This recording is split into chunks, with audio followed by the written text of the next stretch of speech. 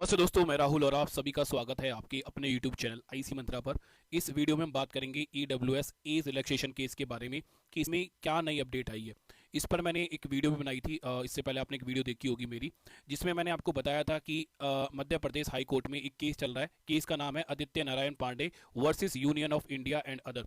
इस केस में डिमांड ये की गई थी कि जिस तरह से OBC, SC और ST के जो स्टूडेंट हैं या फिर कैंडिडेट हैं, उनको रिजर्वेशन रिलैक्सेशन के साथ साथ एज का भी फायदा मिलता है। जैसे कि आप लोग जानते हैं कि OBC कैटेगरी में जो स्टूडेंट आते हैं उनको 3 साल का, और SC और ST में जो स्टूडेंट आते हैं या फिर कैंडिडेट आते हैं उनको 5 साल का एज रिलैक्सेशन मिलता है। बट EWS में आपको केवल 10% रिजर्वेशन का फायदा मिलेगा, बट एज का कोई भी फायदा नहीं मिलता है।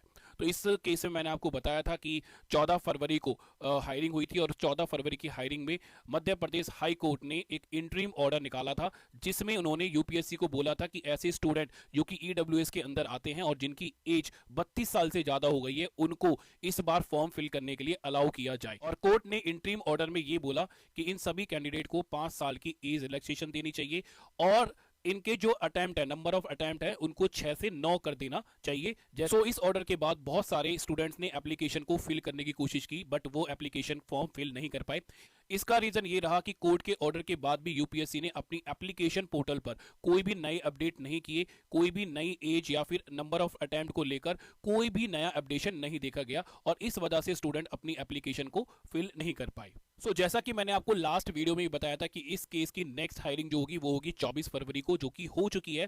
और इस हायरिंग में भी कपिल सिब्बल ने यही पॉइंट उठाया कि जब कोर्ट ने ऑर्डर दिया था UPSC को कि वो अपनी एप्लीकेशन पोर्टल पर न्यू अपडेट लाए और EWS वाले स्टूडेंट्स को फॉर्म फिल करने के लिए अलाउ करे, तो इसके अगेंस्ट में UPSC ने बोला है कि हम लोगों का काम है DOPT की गाइडलाइंस के अकॉर्डिंग एग्जाम कंडक्ट करवाना, ना कि नई पॉलिसी बनाना। तो UPSC ने यह बात बिल्कुल साफ बोला कि हम केवल एग्जाम कंडक्ट बोर्ड हैं, हमारा काम केवल एग्जाम कंडक्ट कराना है, नई पॉलिसी बनाना सरकार का काम है और DOPT का काम है।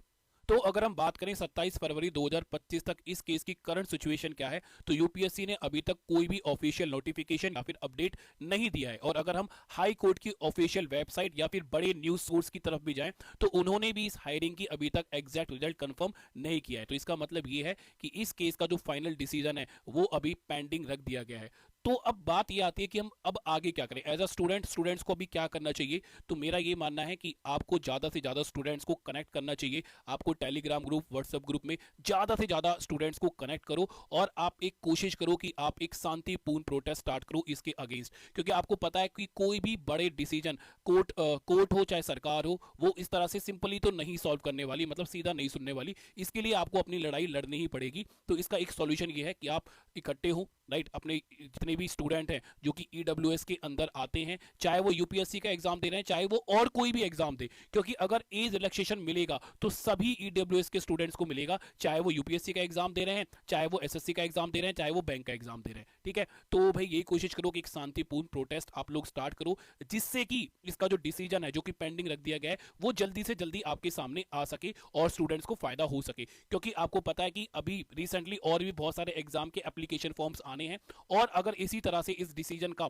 जो फाइनल डिसीजन है अगर वो पेंडिंग रख दिया जाता है, तो वहां भी EWS के स्टूडेंट्स को नुकसान ही होने वाला है। और मैं आपको ये बात भी बता दूं कि बहुत सारे ऐसे स्टेट है, जैसे राजस्थान है, गुजरात है, हरियाणा है, महाराष्ट्र है, आंध्र प्रदेश है, तेलंगाना है, वो EWS के कैंडिडेट्स को एज रिलैक्सेशन देते हैं। मतलब स्टेट में बहुत सारे ऐसे स्टेट हैं जहां पर EWS के स्टूडेंट्स को एज रिलैक्सेशन मिलता है। बट अगर हम बात करें सेंटर की, तो सेंटर में अभी तक इन स्टूडेंट को एज रिलैक्सेशन नहीं मिलेगा। इस केस की अब तक की अपडेशन।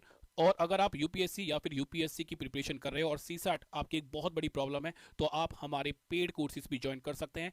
और अगर आप पेड कोर्सेज ज्वाइन नहीं करना चाहते हो, तो आप मुझसे डेली लाइव YouTube पर 7 बजे पढ़ सकते हैं, सेम YouTube चैनल आईसी मंत्रा पर। तो चलिए मिलते हैं नेक्स्ट वीडियो में, तब तक अपना ध्यान रखिए। अगर आपको कोई भी कंफ्यूजन होता है, कुछ भी पूछना है, तो आप कमेंट करके पूछ सकते हैं।